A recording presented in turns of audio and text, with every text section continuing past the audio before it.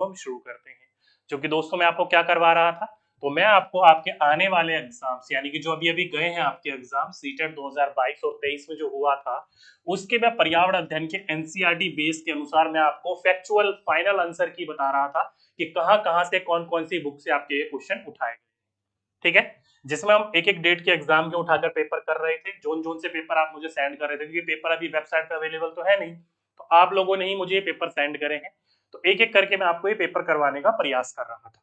जिसमें आज जो दोस्तों हम बात करेंगे वो बात करेंगे 3 फरवरी वाले पेपर की। किसकी? 3 फरवरी वाले पेपर में जो ईवीएस के क्वेश्चन बने थे वो कहां से बने थे और उनके आंसर, रियल आंसर क्या होने चाहिए। ठीक है, एक बार जल्दी से जल्दी सभी के सभी बच्चे आ जाइए, देन आज की क्लास को अपनी शुरुआत करते हैं। ठीक है, बिल्कुल डियर, धन्यवाद। सीटेड ड्रीम्स कह रहे हैं अस्सलाम वालेकुम सर, खैरियत से तो है ना? बिल्कुल दोस्तों, बहुत बढ़िया, कोई दिक्कत वाली बात नहीं है। हल्की सी तबीयत खराब है, जो कि आवाज से आप लोगों को पता चल ही रहा होगा। कल ज्यादा फीवर वगैरह हो गया था, इसलिए मैंने क्लास कल नहीं ली, थोड़ा सा मैंने भी रेस्ट करा। ठीक है, बाकी सब चीज ठीक है, कोई दिक्कत वाली बात नहीं। और जो बच्चे कह रहे हैं सर रिजल्ट कब आएगा और आंसर की कब आएगी, तो भाई रिजल्ट नेक्स्ट मंथ आएगा और आंसर की फाइनल इस मंथ के एंड तक आ जाएगा आपका। और जो भी आपका न्यूज आएगी मैं जरूर आप लोगों को अपडेट करूंगा। बच्चे कह रहे हैं सर यूपीटीडी क्लासेस कब से होंगी, तो देखो दोस्तों, यूपीटीडी की जो क्लासेस है ईवीएस की, वो डेली 1 बजे महेंद्र सर के द्वारा करवाई जाती है ईवीएस की। प्रॉपरली क्लास की बात कर रहे हो तो शेड्यूल मैं आपको 4 तारीख को प्रोवाइड करवा दूंगा। सारे टीचर्स मेरे पास अवेलेबल हो जाएंगे, सारे टीचर्स अपनी जहां जहां से वो काम कर रहे हैं वहां से बिल्कुल प्रॉपरली मेरे पास आ जाएंगे, तो प्रॉपरली मैं आपको एक टाइम टेबल दे दूंगा। ठीक है सर, 3 फरवरी वाला एग्जाम बहुत हार्ड आया था, कोई बात नहीं, देख लेते हैं 3 फरवरी वाला कैसा एग्जाम आया था, कोई दिक्कत वाली बात नहीं है। ठीक, चलिए, और बाकी सारी की सारी बातें हम बाद में करेंगे। आइए 3 फरवरी वाला पेपर कैसा देखने को मिलता है।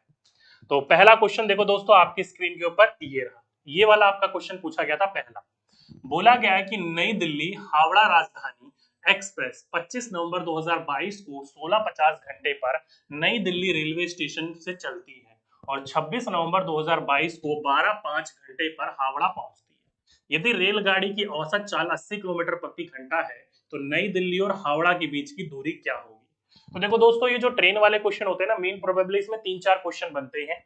आपको डिस्टेंस दे देगा तो आपसे टोटल एवरेज स्पीड पूछ लेगा, स्पीड दे देगा तो डिस्टेंस पूछ लेगा। तो जैसे कि इसमें देखो, आपको इसने बोल रखा है चाल, यानी कि जो उसकी चाल है, उसका जो पूरा का पूरा स्पीड है वो 80 किलोमीटर प्रति घंटा है और टाइमिंग आपको दे रखी है। ठीक, उस अनुसार आपको इस क्वेश्चन को सॉल्व करना था। चलिए मैं आपको सॉल्व करके देख बताता हूँ, बड़ा अच्छा क्वेश्चन है, बहुत ही आपका। देखो पहले जो क्वेश्चन हुआ करते थे ना, वो या तो आपको दोनों में 30-30 मिनट का गैप होता था, दोनों में 30-30 मिनट का गैप होता था, या फिर प्रॉपरली कट जाया करता था। लेकिन इसमें देखो आपका एक 50 है, एक 5 है, तो बहुत ज्यादा डिफरेंस देखने को मिल रहा है, तो क्वेश्चन अच्छा है ये वाला। चलिए देखते हैं क्या है क्वेश्चन। देखिए दोस्तों, ये जो ट्रेन चली थी वो 25 नवंबर को चली थी। ठीक है, 25 नवंबर को चली थी, कितने बजे? 16:50। और कब पहुंची? 26 नवंबर को पहुंची। चलिए 2 दिन का टाइम है। कब पहुंची? 12:05 पर पहुंची। आराम से क्वेश्चन को सॉल्व करते हुए चलेंगे दोस्तों, ये वाला क्वेश्चन समझना बहुत ज्यादा इंपॉर्टेंट है। ठीक है, चलिए तो दोस्तों, मैंने आप लोगों को बताया था कि जब भी आपकी ट्रेन चलती है, जितने दिन ट्रेन चलती है उसका एक दिन कम कर दिया करो। तो 25 को चला, 26 को पहुंचा, मतलब 2 दिन। कितने दिन? 2 दिन।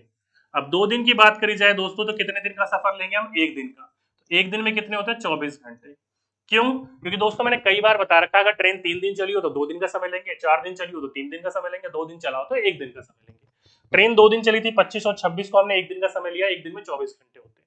क्यों लिया दोस्तों हमने एक दिन का समय? क्योंकि दूसरे दिन का समय दोस्तों आपको दिया हुआ था, वो 12:05 पर पहुंच गई थी। तो जब वो पहुंचे उसको जमा करिए, और जब वो चली थी उसको घटा करिए। क्यों घटा करना होता है दोस्तों इसको? क्योंकि ये ट्रेन 16:50 पर चली थी, उससे पहले तो ये खड़ी रही होगी ना स्टेशन पर। तो सीधी सीधी सी बात है दोस्तों, 12:05 इसको जमा कर दीजिए। कितना हो गया? ये 5 हो गया, ये 6 हो गया और ये 3 हो गया। तो 36 घंटे 5 मिनट लगे। लेकिन ट्रेन चली कितने बजे थी दोस्तों? 16:50 पर। तो 16:50 इसमें से घटा कर दीजिए। क्या कर दीजिए? घटा कर दीजिए। अब देखो घटा करोगे दोस्तों, तो 5 में से 50 तो जाएगा नहीं, तो ये इसको हासिल देगा कितने? 60 मिनट, क्योंकि ये मिनट है। 60 मिनट इसको ये हासिल देगा, तो ये हो गया 65, और 65 में से आप 50 घटाओगे तो ये आएगा 15। ये 36 था, इसने इसको 60 दिया, तो एक कम हो गया ना, घंटे हैं। 60 मिनट दे दिए तो 1 घंटा कम हो गया, तो 35 मिनट, 35 घंटे हो गए। और 35 में से अगर आप 16 घटाओगे तो ये हो जाएगा 19। तो 19 घंटे 15 मिनट का समय लिया इसने। कितना? 19 घंटे 15 मिनट का इसने समय लिया। अब देखो दोस्तों, कभी भी अगर ये 19 घंटे 30 मिनट होता तो हम इसको ऐसे भी लिख सकते थे 19/1/2, ठीक है। लेकिन ये भाई 19 घंटे 15 मिनट है, तो कोई घबराने वाली जरूरत थोड़ी है। इसको हम ऐसे भी तो लिख सकते हैं 19/1/4, क्योंकि 15 मिनट 60 का कितना भाग है, चौथा भाग है। तो 60 का चौथा भाग है, मैं इसी को यही लिखूं 60/4, तो 15 चौक 60 ही तो होता है, यही वाली तो बात हो गई। तो हम इसको ऐसे भी लिख सकते हैं, तो 19 चौक 76 एक 75, सॉरी 77, 77/4, 19 चौक 76 ही होता है ना, हाँ 19 चौक 76 एक 77, तो 77/4। मैं इसको ऐसे भी लिख सकता हूँ, इसको मैं ऐसे भी लिख सकता हूँ। ऐसा मैंने इसलिए लिखा क्योंकि सॉल्व करने में आसानी है, ठीक। अब देखो दोस्तों, इसका स्पीड क्या थी, तो स्पीड है दोस्तों 80 किलोमीटर प्रति घंटा। तो आप सही बच्चों को पता होगा दोस्तों, स्पीड जो भी होती है उसकी, स्पीड जो भी होती है उसकी, वो क्या होता है, तो वो होता है दोस्तों डिस्टेंस अपॉन में टाइम। स्पीड निकालने के लिए क्या होता है, डिस्टेंस अपॉन में टाइम, या फिर डिस्टेंस निकालने के लिए स्पीड इनटू टाइम, कोई भी आप फॉर्मूला लगा लो। मैं यहाँ पर स्पीड इज इक्वल टू में डिस्टेंस अपॉन में टाइम लगा रहा हूं।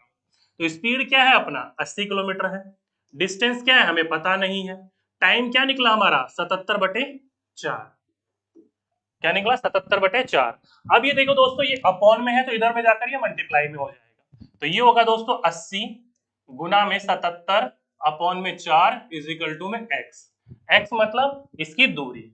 अब इसको देखो, इसको मल्टीप्लाई करो और इससे डिवाइड कर दो, जो भी आएगा इसमें से आपका एक आंसर निकल के आ जाएगा। मल्टीप्लाई करो, चलो सभी के सभी बच्चे बताइए क्या आंसर आया। रिजल्ट दोस्तों 10 से लेके 15 के बीच में कभी भी आपका रिजल्ट देखने को मिल जाएगा, ठीक है। कौन सी डेट वाला है, तो दोस्तों 3 फरवरी वाला एग्जाम है, ठीक है। बिल्कुल डियर, सभी को गुड आफ्टरनून, जो बच्चे लीड जोड़ रहे हैं सभी बच्चों को गुड आफ्टरनून। जल्दी से मुझे बताइए, इसको मल्टीप्लाई करके आंसर क्या आएगा इसका, जल्दी से बताइए, फटाफट बताइए, इन चारों में से आंसर क्या होगा। अगर मैं इसको काटूं तो ये देखो 4 दूनी 8, 0, 7 दूनी 14, 1, 7 दूनी 14, 1 15 और 1 100, ओके, 7 दूनी 14, 4, 1, 7 दूनी 14, 1 15 और 1 0, 1540 किलोमीटर। तो यानी कि ऑप्शन नंबर थर्ड, जिस जिस बच्चों ने ऑप्शन नंबर थर्ड लगाया वो बच्चों ने option number third is the right answer लगाया। हाँ जी, सी इज द करेक्ट आंसर। जिस जिस बच्चों ने अपने एग्जाम में इसका सी लगाया था वो सभी के सही बच्चों ने बिल्कुल करेक्ट आंसर आया था। तो बच्चे यहाँ पर इससे ना घबरा गए कि 15 सेकंड दिया हुआ है या 15 मिनट दिया हुआ है, तो घबराना किस लिए भाई, अगर 30 हो तो 1/2, 15 हो तो 1/4, ठीक है, समझ गए। सर अगला सिलेक्टेड जुलाई में होगा या नहीं, डियर देखो अनिल राज मेरे भाई, ज्यादा जितनी भी उम्मीद दिख रही है ना, वो सबसे ज्यादा उम्मीद दिख रही है जुलाई के आसपास आपका एग्जाम देखने में। तो इसलिए अगर आप सीटेट की तैयारी कर रहे हो, सीटेट आप स्टूडेंट हो, तो अभी से आप अपनी तैयारी में लग जाओ, समझ गए सभी बच्चे। चलिए, तो 3 इज द राइट आंसर, आगे चलते। अगला क्वेश्चन ये था, क्या है, कल्पना कीजिए कि आप एक उद्यान यानी कि पार्क में हैं और भूकंप आ गया है, आप सुरक्षा कौन सी युक्ति अपनाएंगे। तो सुरक्षा की आप कौन सी युक्ति अपनाएंगे, जल्दी से बताइए। देखो दोस्तों, सीधी सीधी सी बात है, इमारतों से खुले में रहेंगे, निकटतम इमारत में भाग जाएंगे, निकटतम वृक्ष के नीचे खड़े हो जाएंगे, या पार्क में निकलकर भागते हुए निकटतम सड़क पर जाएंगे। तो देखो दोस्तों, सीधी सी बात है, वैसे आपका जो एग्जाम में क्वेश्चन बना था ये यहाँ से बना था कि बच्चों को स्कूल में प्रैक्टिस करवाई जा रही थी कि अगर कभी भी भूकंप आए तो क्या करना चाहिए। तो देखो दोस्तों, अगर हो सके तो घर से बाहर खुले में निकल जाना चाहिए। अब ये तो पहले से ही खुले में है, कहां पर है, तो किसी उद्यान पार्क में, तो पहले से ही खुले में है, तो यहाँ पर कंफ्यूज करने की बात करी गई है।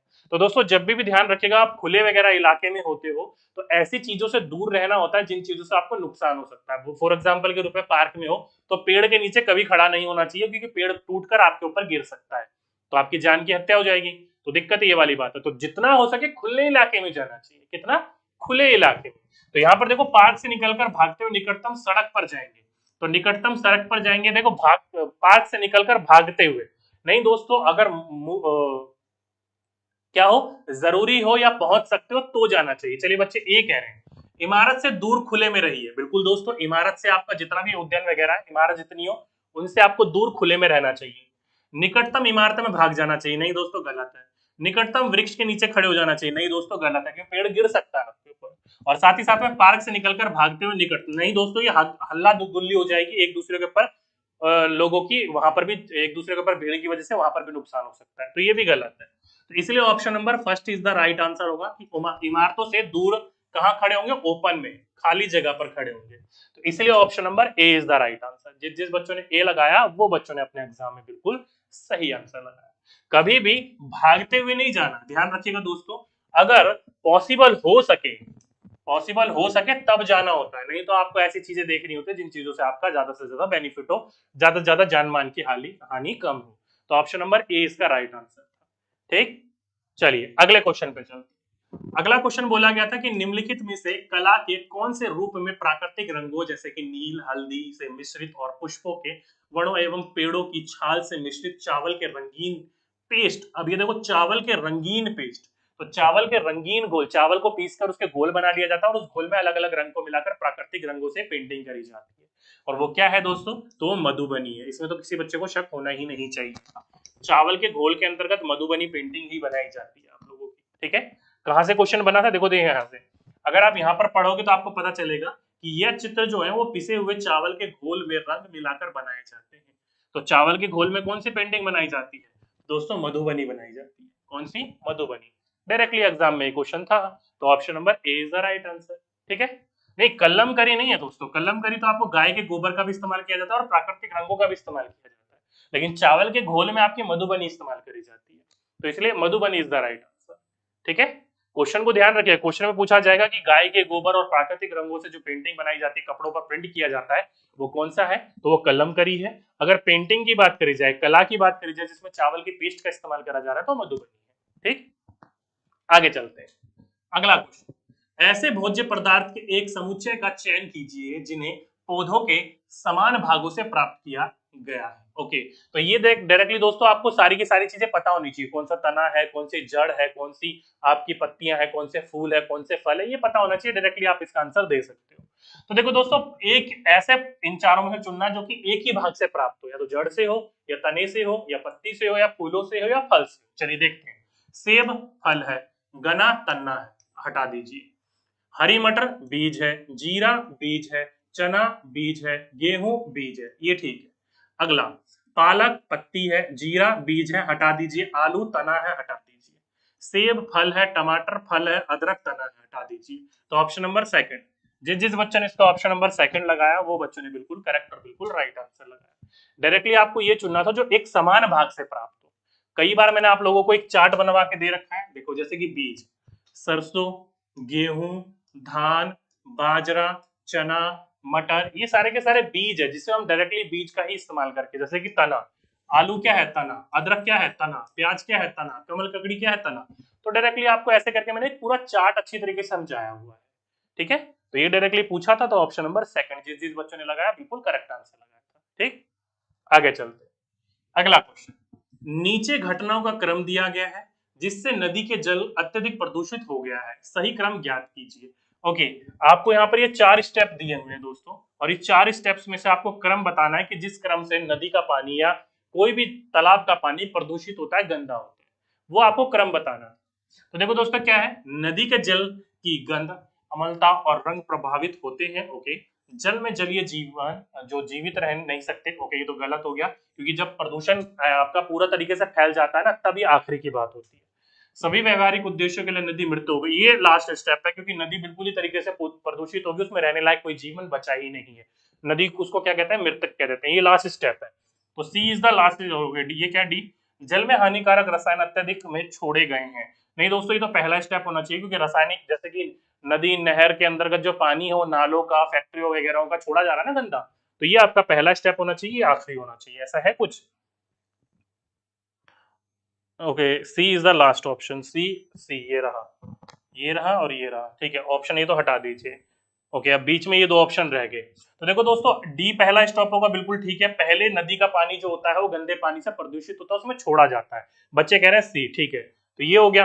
अगला है दोस्तों, क्या है? ए क्या है? नदी के जल में गंध या अम्लता या रंग प्रभावित होता है। ओके, जैसे ही आप इसको डालोगे तो प्रभावित होगी, बिल्कुल ठीक है। जलीय जीवन जो होगा धीरे धीरे खत्म हो जाएगा और लास्ट में वो नदी मृत हो जाएगी। बिल्कुल दोस्तों, option number C is the right answer. जिस जिस बच्चों ने इसका ऑप्शन नंबर सी लगाया वो सभी के सही बच्चों ने बिल्कुल करेक्ट और बिल्कुल राइट आंसर लगाया। अब डायरेक्टली दोस्तों, ये क्वेश्चन कहां से बना था?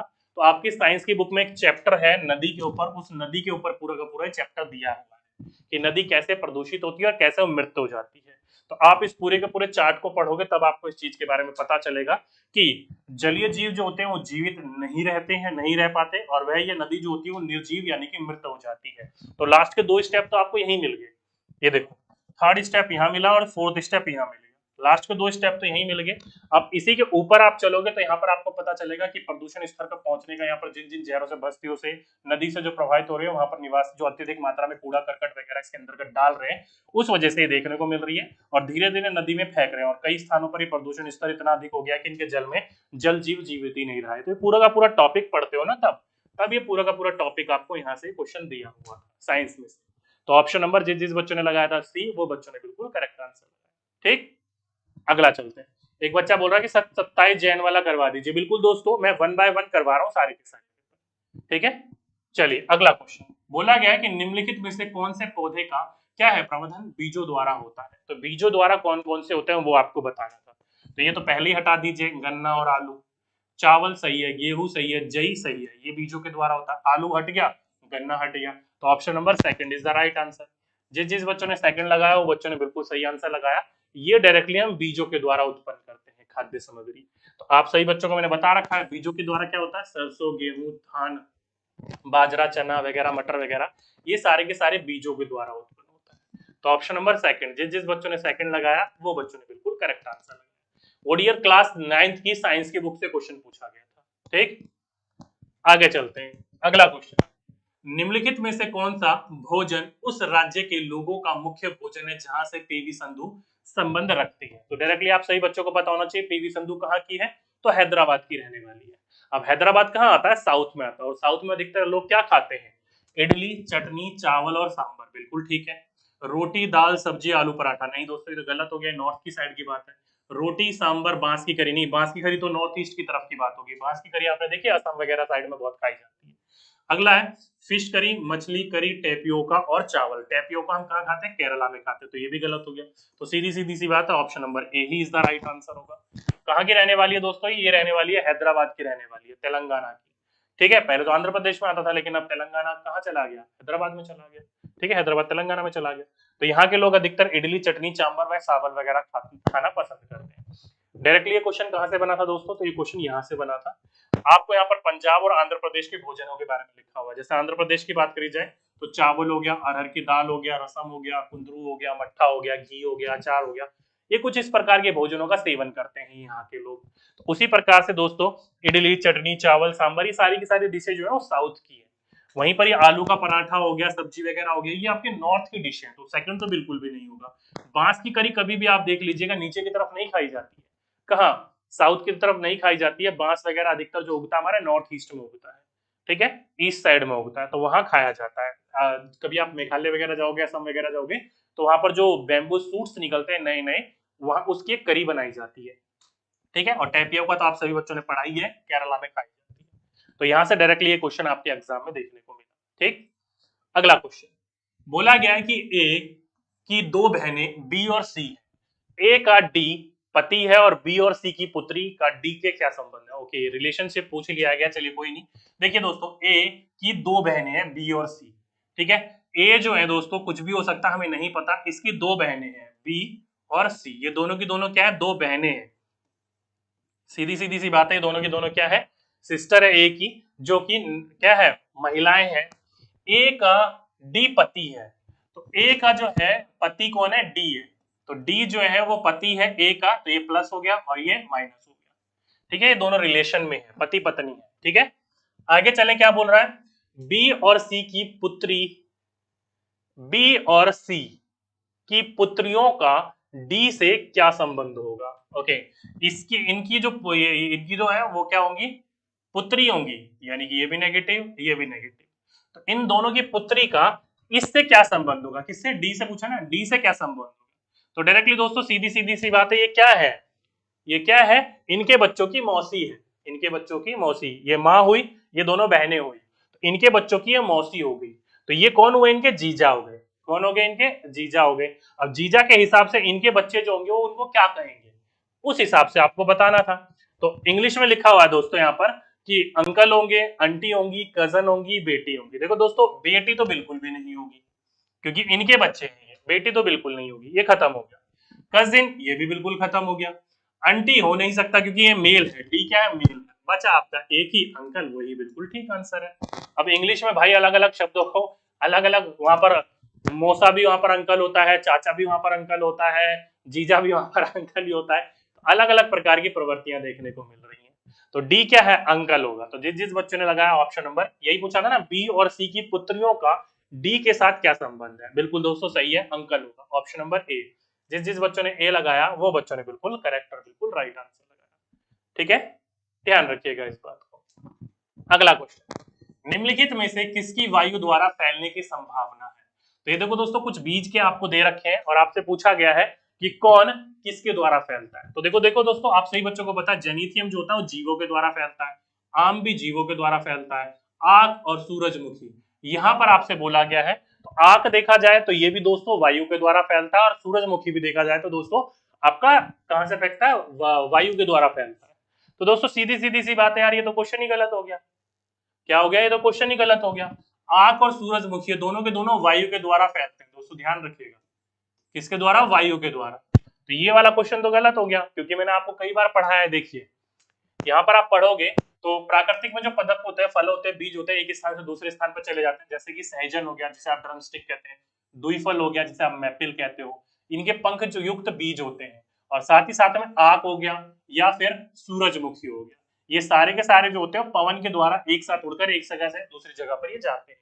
तो डायरेक्टली दोस्तों ध्यान रखिएगा, सूरजमुखी भी ठीक है और आग भी ठीक है, ये दोनों के दोनों जो है दोस्तों आपकी हवा के द्वारा उड़कर एक स्थान से दूसरे स्थान पर जाते हैं। इंग्लिश में क्या है भाई, विंड के द्वारा, तो विंड के द्वारा तो ये दोनों के दोनों जाते हैं भाई। अब सीटेट इसका आंसर क्या मांगता है क्या नहीं मानता है वो बात अलग है, ठीक है। हाँ, आम एक स्थान से दूसरे स्थान पर जंतुओं के द्वारा जाता है। सी कैसे हो जाएगा भाई, वायु द्वारा फैलने की संभावना है, तो वायु के द्वारा आग भी फैलता है और सूरजमुखी भी फैलता है, ठीक है। ये दोनों तो आपका किससे हैं, ये दोनों तो आपका जीवों से हैं। जेनीथियम क्या होता है, एक कांटेदार रोम युक्त होता है आपका, ठीक है। आगे आप पढ़ोगे इसके अंतर्गत जब आपको इस चीज के बारे में पता होगा, मैंने पढ़ाया हुआ है। तो जिस जिस बच्चों ने भाई अपने एग्जाम में देख लीजिएगा, ए लगाया वो भी ठीक है, बी लगाया वो भी ठीक है, ठीक है। चलिए आगे चलते हैं। अगला क्वेश्चन, आप दुकान से गेहूं लेते हो और अपनी माँ उसकी रोटियां बनाती हैं, ओके।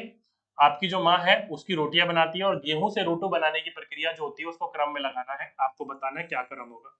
यार इसमें क्या होगा, एक पात्र में आटा ले, आटा गूंथे, रोटी सेके, गेहूं का आटा बनाए, नहीं पहला गलत हो गया। गेहूं का आटा बनाए, एक ओके, गेहूं का आटा बना लिया, ठीक है, एक पात्र में आटा ले लिया, ठीक है, आटा गूंथा, ठीक है, गूंथ के आटे के पेड़े बना लिए और रोटियां सेकी है, ठीक है। आटा गूंथा, गेहूं को पीसा नहीं, ये गलत हो गया। गेहूं से आटे पीसे, ओके, गेहूं से आटा पीस लिया, फिर आटे के पेड़े बना लिए, फिर रोटी सेकी और फिर रोटियां बेली, नहीं दोस्तों ये गलत हो गया। तो option number B is the right answer. जिस जिस बच्चों ने ऑप्शन नंबर बी लगाया बच्चों ने बिल्कुल सही आंसर लगाया, कि पहले आप गेहूं का क्या बना रहे हो, आटा बना रहे हो, आटा बनाने के बाद आप उसे क्या करते हो, एक पात्र में ले लेते हो, क्या ले लेते हो, एक पात्र में ले लेते हो, ठीक है। 2 मिनट रुको दोस्तों।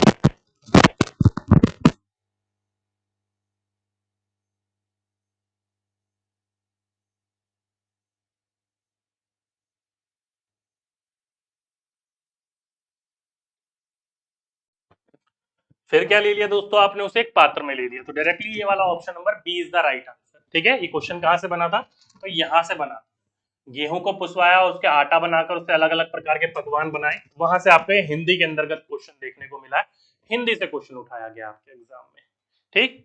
अगला क्वेश्चन, अगला बोला है कि उर्वरकों की अपेक्षा खेतों में खाद का उपयोग करने की सलाह दी जाती है, क्योंकि ओके, यहाँ पर आपको एक क्वेश्चन दिए गए, मतलब ऑप्शन दिए गए, तो खादों की जगह पर, यानी कि जो केमिकल फर्टिलाइजर होते हैं उसकी जगह पर आपको खाद इस्तेमाल करने की बात करी जा रही है, चाहे वो गोबर की खाद हो, केचुओं की खाद हो, किसी भी खाद हो, उसकी करने की बात करी जा रही है। ऐसा क्यों करने को कहा जा रहा है, जल्दी से बताइए। पहले क्या है कि खाद जो होती है वो जैव निम्नकरणीय होती है, बिल्कुल सही है दोस्तों, खाद से एक प्रबल रासायनिक अभिक्रिया नहीं होती है, ओके।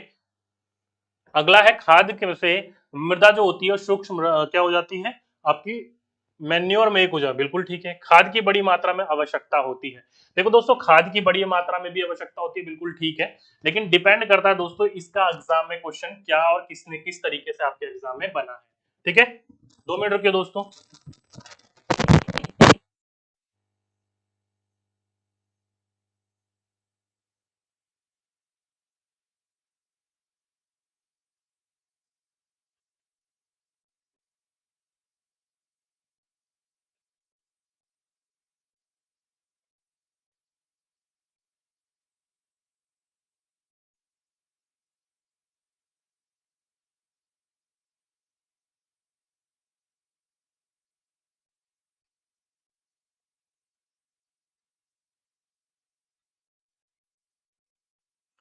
हाँ जी, चलिए आइए। तो यहाँ पर क्या है, डायरेक्टली आपसे पूछा गया है कि उर्वरकों की अपेक्षा खेतों में खाद के उपयोग करने की सलाह दी जाती है। बिल्कुल दोस्तों, देखा जाएगा आप केमिकल फर्टिलाइजर अगर आप इस्तेमाल करते हो तो ज्यादा मात्रा में केमिकल फर्टिलाइजर इस्तेमाल करने की वजह से जो जमीन होती है उसकी उर्वरक शक्ति धीरे धीरे धीरे धीरे धीरे धीरे धीरे खत्म हो जाती है। तो इसलिए हमें जो है खाद, जैसे गोबर की खाद होगी, केंचुए की खाद होगी, या फिर अलग अलग प्रकार की पत्तियों की खाद होगी, इसका हमें इस्तेमाल करने की सलाह दी जाती है। क्यों दिया जाता है? तो पहला, ये खाद जो होती है वो जैव निम्न करणीय होती है। बिल्कुल दोस्तों, ये जो खाद होती है ना दोस्तों, वो कैसी होती है? बायोडिग्रेडेबल होती है। मतलब जैसे केंचुआ जो होता है वो अपने वजन के बराबर रोज मट्टियों को खाता है और मल करके क्या करता है? उपज निकालता है, मतलब उसकी खाद बनती है। तो बिल्कुल ठीक है। अगला है, खाद जो है एक प्रबल रासायनिक अभिक्रिया नहीं होती। बिल्कुल दोस्तों, अगर आप रसायन का इस्तेमाल करोगे, जैसे कि एनपीके हो गया या फिर अलग अलग प्रकार के पोटास वगैरह हो गए, इनका इस्तेमाल करते हो तो डायरेक्टली जमीन को नुकसान पहुंचाता है, लेकिन ये नहीं पहुंचाता, ये भी बिल्कुल ठीक है। खाद से जो मृदा हो जाती है वो कैसी हो जाती है? वो सूक्ष्म रंधन बन जाती है, मतलब सॉइल जो होती है वो अच्छी हो जाती है। एक तरीके से मान लीजिएगा भुरभुरी हो जाती है, पोर हो जाती है, और उसमें पौधों को अच्छी तरीके से मात्रा में हवा वगैरह पानी वगैरह मिलता है, ये भी बिल्कुल ठीक है। अगला है, खाद की बड़ी मात्रा में आवश्यकता होती है। नहीं दोस्तों, खाद की बड़ी मात्रा में आवश्यकता नहीं होती है, इस बात का ध्यान रखिएगा। जितना मिट्टी होता है उसका 10 to 30% लगता है आपका। ठीक है, तो ये कहना बिल्कुल गलत होगा। तो option number B is the right answer. जिस जिस बच्चों ने इसका ऑप्शन नंबर बी लगाया वो सभी के सभी बच्चों ने बिल्कुल करेक्ट और बिल्कुल राइट आंसर लगाया। हाँ जी, हाँ, B is the right answer. जिस जिस बच्चों ने बी लगाया वो बच्चों ने बिल्कुल करेक्ट आंसर लगाया। ठीक। अभी क्वेश्चन कहां से बना था दोस्तों? यहां से। डायरेक्टली आपका बोला गया था कि खाद की जो लाभ है वो क्या है, आपको डायरेक्टली ये बताना था। जैसे इसकी मिट्टी के अंदर का जो होता है जल रोधक क्षमता में वृद्धि हो जाती है, खाद नरम कर लेता है मट्टी को, और मट्टी नरम होगी तो मिट्टी को, पानी को जल्दी से होल्ड करके रखेगा। साथ ही साथ में मिट्टी जो होती है वो भुरभुरी बन जाती है, और साथ ही साथ सन्नत हो जाती है, जिसके कारण जो होती है गैस विनिमय सरलता से होती है, और हवा पानी वगैरह अच्छी मिलती है मिट्टी से। ये हो गया। इससे जो होता है मित्र जीवाणु जो होते हैं उनकी संख्या में वृद्धि होती है, ना कि कमी होती है, ये भी हो गया। साथ ही साथ में जैविक खाद जो होती है वो मिट्टी का गठन सुधार करती है, मतलब धीरे धीरे उसकी उपज शक्ति को बढ़ावा देती है। तो इसलिए हमें खाद की आवश्यकता होती है उर्वरकों की जगह पर, केमिकल फर्टिलाइजरों की जगह पर। तो डायरेक्टली ये क्वेश्चन आपके यहाँ से एग्जाम में पूछा गया था। अब कई बच्चे पूछेंगे कहां से पूछा गया क्वेश्चन, तो ये साइंस की बुक से पूछा गया, क्लास 9 से। ठीक है। अगला क्वेश्चन, अगला क्वेश्चन बोला गया था कि आप गंगा नदी के किनारे बसे स्थानों का भ्रमण करना चाहते हैं, तो आप किन स्थानों का समुच्चय का चयन करेंगे? चलिए, तो दोस्तों आप जो है गंगा नदी किनारे आप क्या करना चाहते हो? भ्रमण करना चाहते हो। आप पता है आप सभी बच्चों को, उत्तराखंड के अंतर्गत गंगोत्री से निकलकर यूपी बिहार वगैरह या फिर कलकत्ता वगैरह से होकर बहकर ये बांग्लादेश में बंगाली खाड़ी में जाकर गिर जाती है। तो ये आपका डायरेक्टली क्वेश्चन पूछा गया है। तो यहाँ से हैदराबाद हटा दो, पूरी वगैरह दार्जिलिंग वगैरह अगर हटा दो, दिल्ली, दिल्ली जमुना होती है, दिल्ली कहां से हो गया, तो ये हटा दो। तो ऑप्शन नंबर ए ही बचा। Option number A is the right answer. जिस जिस बच्चों ने ए लगाया वो बच्चों ने बिल्कुल करेक्ट आंसर लगाया। ये भी क्वेश्चन साइंस की बुक से ही बना था, ये देखो ये रहा। यहाँ से आपका गौमुख गंगा यहाँ से निकल रही है गंगा, और निकलते हुए ये कहाँ कहाँ जा रही है? देखो हरिद्वार जा रही है, नई नई दिल्ली तो यहाँ पर पड़ जाता है, तो यहाँ से जमुना इसकी सहायक नदी जो है वो निकलती है, तो नई दिल्ली में नहीं पड़ता है। तो देख सकते हो कितनी दूर है गंगा नदी। तो कानपुर देखोगे तो ये रहा कानपुर। इलाहाबाद देखोगे उत्तर प्रदेश में आ जाता है। वाराणसी देखोगे, पटना देखोगे, फिर धीरे धीरे पश्चिम बंगाल वगैरह में, मतलब बांग्लादेश वगैरह, कलकत्ता वगैरह में जाकर बांग्लादेश में जाकर बंगाली खाड़ी में गिर जाती है। तो मुख्य शहरों के नाम पूछे थे कलकत्ता, कानपुर और वाराणसी। जिस जिस बच्चों ने ए लगाया अपने एग्जाम में बच्चों ने बिल्कुल करेक्ट आंसर लगाया। ठीक है, चलिए अगले क्वेश्चन के ऊपर चलते हैं। अगला बोला गया कि निम्नलिखित में से कौन सा युग्म सही है? ओके, युग्म पूछा गया, सही कौन सा है? तो पहला, गेहूं मूसला जड़। नहीं दोस्तों, फाइबर जड़ होता है, रेशेदार जड़ होते हैं। धनिया मूसला जड़, हाँ ये बिल्कुल ठीक है। कभी भी आप धनिया उठाकर देखिएगा उसका मूसला जड़ होगी, मतलब एक जो होगी वो नीचे से ऐसे मेन जड़ निकल रही होगी, और उसके अंदर से छोटे छोटे रेशे निकल रहे होंगे।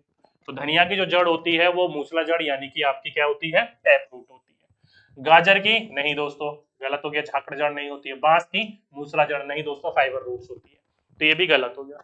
तो ऑप्शन नंबर जिस जिस बच्चों ने बी लगाया वो बच्चों ने बिल्कुल करेक्ट आंसर लगाया था। डायरेक्टली क्वेश्चन देखो, जिसकी जड़ें ऐसी होती हैं तो ये तो क्या कहलाती है? टैप रूट कहलाती है। क्या कहलाती है? टैप रूट, मूसला जड़ कहलाती है। और जिसकी रूट किसी में मेन रूट नहीं होती है, सारी एकदम बिखरी हुई होती है खासकर घासों की, तो वो क्या कहलाता है? फाइबर रूट कहलाता है। तो डायरेक्टली क्वेश्चन यहाँ से पूछा था मूसला जड़ों से या फिर आपका रेशेदार जड़ों से क्वेश्चन बना था। तो डायरेक्टली दोस्तों आपको पता होना चाहिए, गेहूं की फाइबर रूट्स होता है, गाजर का भी होता है, साथ ही साथ में बांस का भी होता है। ठीक है, ये आपको पता होना चाहिए। ठीक, तो जिस जिस बच्चों ने लगाया ऑप्शन नंबर सेकंड वो बच्चों ने बिल्कुल करेक्ट आंसर लगाया था। अगला क्वेश्चन, निम्नलिखित में से कौन सा जीव सांप यानी कि सर्प या फिर कछुए या फिर गिरगिट का नियम निकटतम संबंधी है? तो यानी कि दोस्तों सरीसृप की बात करी गई है, रेप्टाइल्स की बात करी गई। गिरगिट, कछुआ, सांप, मेंढक वगैरह ये सारे के सारे सरीसृप के अंतर्गत आते हैं। सर 17 जनवरी का क्यों नहीं करवा रहे हो, करवा दीजिए प्रिया सक्सेना। डियर मैं ऐसा देखो, मैं किसी बच्चे के विरुद्ध में नहीं हूं और किसी बच्चे के साथ भी नहीं हूं, मैं चल रहा हूं न्यूट्रल रूप में। मेरे पास जो बच्चों ने पेपर भेजे हैं, जिस वे में भेजे हैं मैंने उस वे में डाउनलोड कर लिए हैं, और जोन जोन सा पेपर मेरे पास आता जा रहा है मैं प्रिंट करवाता जा रहा हूं और वो आपको करवाते हुए जा रहा हूं। ठीक है, तो ये नहीं है कि स्पेशली मैं आपका एक एग्जाम करवा रहा हूँ एक नहीं करवा रहा हूँ, या मैं किसी एक बच्चे पे ध्यान दे रहा हूँ दूसरे बच्चे पे ध्यान नहीं, ऐसा कुछ नहीं है। जोन जोन सा पेपर मेरे पास आता जाएगा मैं आपको करवाते हुए जाऊंगा। अब ये थोड़ी है कि भाई मैं 3 फरवरी वाला करवा रहा हूँ तो मेरे में इसमें लोभ है, माया है, कुछ मुझे मिल रहा है। अरे यार मेरे पास पेपर आया मैंने करवा दिया। तो धीरे धीरे आप थोड़ा सबर करो, सारे के सारे पेपर हो जाएंगे। 25 से 30 दिन एग्जाम चले थे, एकदम में सारे के सारे पेपर थोड़ी करवा दूंगा। आपका भी तो एग्जाम आपके एग्जाम डेट पर ही हुआ था, उसी तरीके से थोड़ा वेट करिए, मैं पेपर करवा दूंगा आपको। ठीक है, चलिए, तो ये क्या हो गया दोस्तों, तो आप सभी बच्चों को पता होना चाहिए किसका है, सांप, कछुआ, गिरगिट। तो यहाँ पर क्या होगा, मेंढक, छिपकली, चमगादड़ या मछली। तो देखा जाए तो दोस्तों ये आपका छिपकली होना चाहिए। क्या होना चाहिए, छिपकली। तो option number second lizard is the right answer. जिस जिस बच्चों ने लगाया लिजार्ड सेकंड, वो बच्चों ने बिल्कुल करेक्ट और बिल्कुल राइट आंसर लगाया। लेकिन दोस्तों ध्यान रखिएगा, ये जो सरीसृप होते हैं क्या होते हैं, यहाँ से डायरेक्टली ये क्वेश्चन पूछा गया था। जैसे कि आप देखो टर्टल हो गया, या फिर आपका देखा होगा ना एक इगुआना सा होता है, रंग बदलता रहता है, गिरगिट जैसा ही होता है।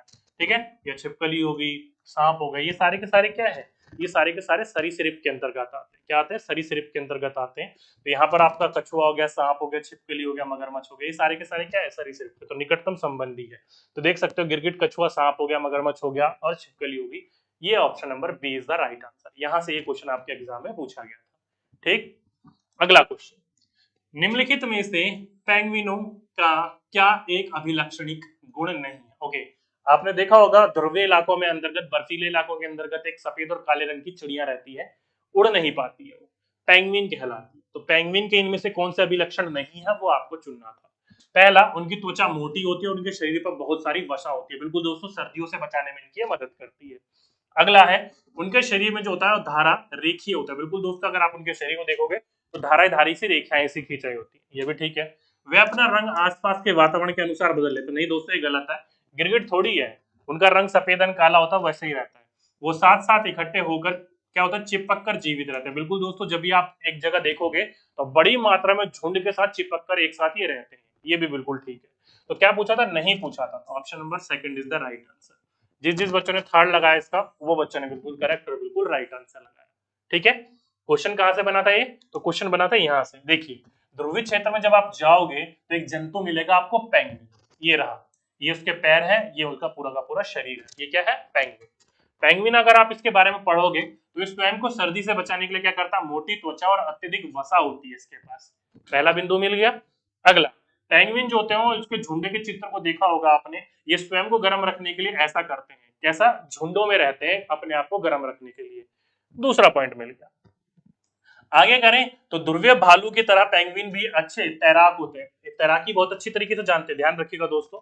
और इनका जो होता है वो क्या होता है, धारा रेखित होते हैं, इनके ऊपर धाराएं खींची होती है। तीसरा पॉइंट मिल गया। तो तीनों के तीनों पॉइंट मिल गए डायरेक्टली, बस यही क्वेश्चन बना था। ये वाला पॉइंट कहीं पर भी नहीं है, अपने वातावरण के हिसाब से अपना रंग बदलता है, ऐसा कुछ नहीं है। तो सी इज द रॉन्ग आंसर। जिस जिस बच्चों ने सी लगाया अपने एग्जाम में वो गलत लगाया।